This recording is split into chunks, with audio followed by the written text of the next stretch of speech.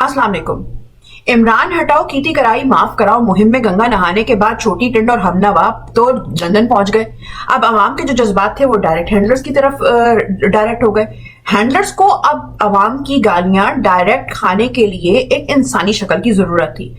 तो अब उन्होंने इस पोजीशन के लिए बेस्ट क्वालिफाई कौन कर सकता था सिवाय उसके जो गवाल मंडी का अजली खानदानी गटर का ढक्कन चोर है, जिसको साल से बल्कि डेकेड से तजर्बा है पाकिस्तानी अवाम की गालियां खाने का। तो उन्होंने कुर्रा उनके नाम निकाला और कहा कि जी इनको वापस लाया जाए। तो दुख्तर ने नेक अख्तर के साथ मिलकर हैंडलर्स ने यकीन दहानी कराई कि अब तो पाकिस्तान की गलियां सूनी है वहां पे, तो अब आप शेर बन के दिन रात घूम सकते हैं। ये सुनते ही मियां साहब का दिल लोटन कबूतर हुआ और वो जो केएफसी की बोटी भगोड़ रहे थे किसी रेस्टोरेंट में बैठे हुए, वो उन्होंने साइड पे फेंकी और पाकिस्तान आने की तैयारियां शुरू कर दी।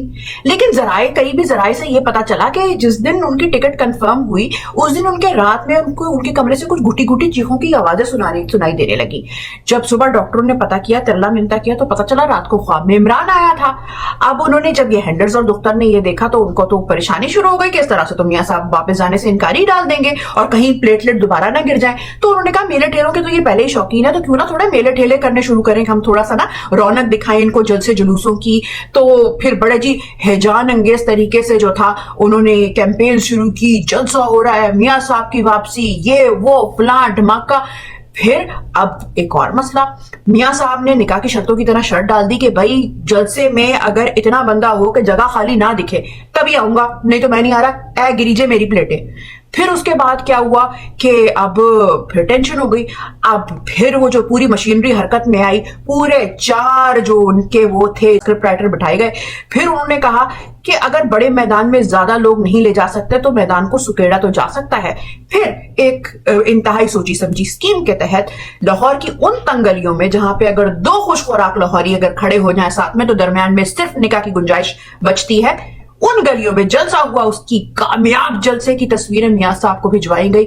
मियां साहब के दिल को थोड़ी तकवीयत हुई, लेकिन उन्होंने कहा अभी भी जो है ना बात बनी नहीं है, क्योंकि छोटी टिंड जो थी वो फिर अवाम के हत्थे लग गई थी और अवाम ने तो उनकी गाड़ी पर डायरेक्ट अटैक कर दिया। तो अब उन्होंने कहा कि मेरे बचाव के लिए कुछ अवाम तो लेके आओ भाई, लोगों को घर से निकालो। नान, बिरयानी, कीमा, सब स्कीमें फ्लॉप हो चुकी हुई थी। फिर एक बार मशीनरी सरगर्म हो गई। अब कुछ समझ में नहीं आया कि क्या ऐसा चारा लगाया जाए। खाने का भी लालच दे दिया, लेकिन मियां साहब का दिल था वो तो फिर वो जो धड़कना शुरू हो जाता है, वो जनाना बीमारी में जो धड़कता था उनका दिल, वो फिर से धड़कना शुरू हो जाता था।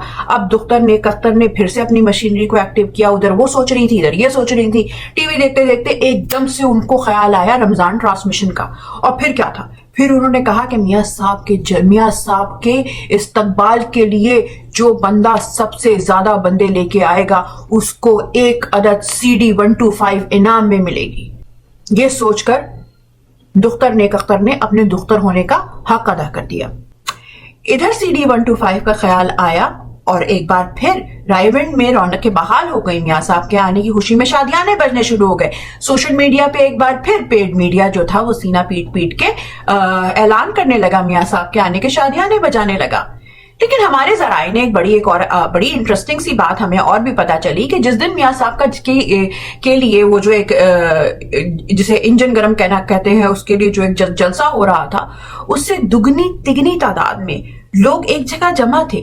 ना उनके पास कोई झंडा था, ना उनके पास कोई सियासी नारा था, वो बस चुपचाप एक जगह जमा हुए थे और अपने जूते डोनेट कर रहे थे। अब ये वाली बात तो अगर कोई मियां साहब का वाकई में अगर कोई मुखलिस है तो उनको ये बताए जाके कि पाकिस्तानी अवाम उनको कितना प्यार करती है कि मियां साहब की आमद के लिए वो अपने जूते डोनेट कर रही है, क्योंकि आखिरकार मियां साहब के गले में हार भी तो पहनाने हैं। तो मियां साहब हाथ कंगन को आरसी क्या जी आया नू आए ना पाकिस्तान तैयार होके। पाकिस्तान जिंदाबाद।